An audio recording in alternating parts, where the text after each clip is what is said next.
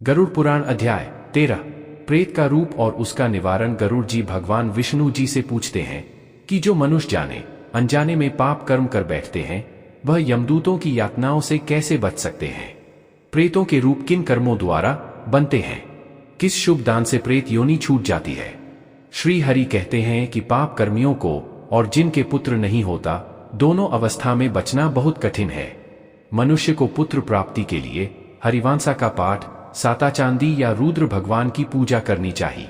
फिर भी दिवंगत आत्माएं स्वर्ग लोक तक जाती हैं यदि उनका संस्कार पुत्र न होने की अवस्था में कोई दूसरे मनुष्य द्वारा विधि पूर्वक किया जाए। जो पूर्व जन्म संचित कर्म के अधीन रहकर पाप कर्म में अनुरक्त रहते हैं, अपने धर्म को त्याग कर दूसरे धर्म को स्वीकार करता है, विद्या और सदाचार से वंचित है, वह प्रेत योनि में जन्म लेते हैं। जीव अपने कर्मों अनुसार दूसरे शरीर को प्राप्त करके यम लोक में नाना प्रकार के कष्ट भोगता है। यम लोक के मार्ग में 16 पुर पड़ते हैं।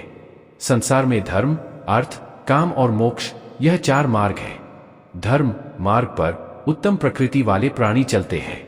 अर्थ अर्थात धन धान्य का दान करने वाले प्राणी विमान से परलोक जाते हैं।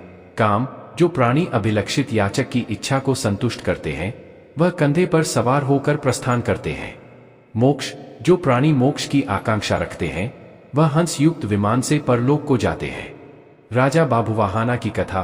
त्रेता युग में बभुवाहना नाम के एक बहुत पराक्रमी, तेजस्वी, लोकप्रिय राजा थे। उनके राज में पूर्ण संपन्नता थी। ब्राह्मणों का आदर सत्कार, रीति रिवाज वह पूरी श्रद्धा के साथ करते थे। एक दिन वह अपने मंत्रियों के साथ जंगल में शिकार खेलने गए। एक हिरण पर वार किया। घायल मृग तीर के साथ जंगल के भीतर भागा।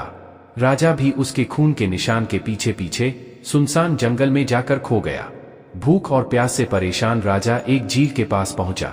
झील में स्नान कर ठंडा पानी पीकर जब वह बाहर आया तो उसने एक खूबसूरत अंजीर का पेड़ देखा। अंजीर के पेड़ की छाया में वह बैठ गया। कुछ ही क्षणों में उसने एक भयानक प्रेत आत्मा को देखा जो भूख और प्यास से व्याकुल थी। वह प्रेत आत्मा राजा के सामने आकर बोली, हे राजन, आपकी कृपा से आज मुझे इस दुर्गति से छुटकारा मिला है। मैं आपका आभारी हूँ। राजा के उसकी दुर्गति का कारण पूछने पर प्रेत ने कहा कि वह भी एक देश का राजा था। ब्राह्मणों की सेवा, दान पुण्य नियमित रूप से करता था। पूर्वजों के श्राद्ध भी समय पर निपुण होते थे। परंतु यह सब व्यर्थ हो गया क्योंकि उसके कोई संतान नहीं थी, कोई मित्र, कोई संबंधी जो मेरे मरण उपरांत मेरी अंत्येष्टि विधि पूर्वक करता, जिसके कारण मेरी यह दुर्गति हुई। यदि मासिक 16 श्राद्ध पूर्ण नहीं होते तो 100 वार्षिक श्राद्ध करने पर भी मेरी गति नहीं हो सकती। राजा ने आश्वासन दिया कि वह उसकी परमगति के लिए वह सब प्रयास करेगा जो वह करने को कहेगा। प्रेत ने यह सब विधि कही। विष्णु पूजा, 2 शुद्ध सोने के टुकड़ों से जो धन छल कपट से न कमाया गया हो, श्री नारायण की मूर्ति बनवा कर पवित्र जल से धताकर, पीले गरुड़ पुराण वस्त्र गहीनों से सज्जा कर पवित्र स्थान पर रखकर, इनके पूर्व में श्रीधर दक्षिण में, मधुसूदन पश्चिम में, वामन देव उत्तर में, गदाधारी इनके बीच में, पितामह और माहेश्वर, इन सब की रीति अनुसार पूजा करें। एक सांड को छोड़ने का भी प्रयोजन है। एक शैया, 13 ब्राह्मणों को पद दान और एक सोने से बना मटका, दूध और घी से भरा हुआ, ब्रह्मा, विष्णु, महेश को पूजने के पश्चात अर्पित किया हुआ ब्राह्मण को दान में दिया जाता है।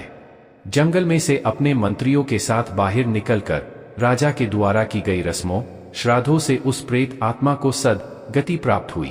एक अनजान व्यक्ति द्वारा पूर्ण की हुई श्राद्धों की रस्मों से यदि प्रेत आत्मा को गति मिल सकती है तो पुत्र द्वारा संपन्न किए जा पर कितना लाभ हो सकता है।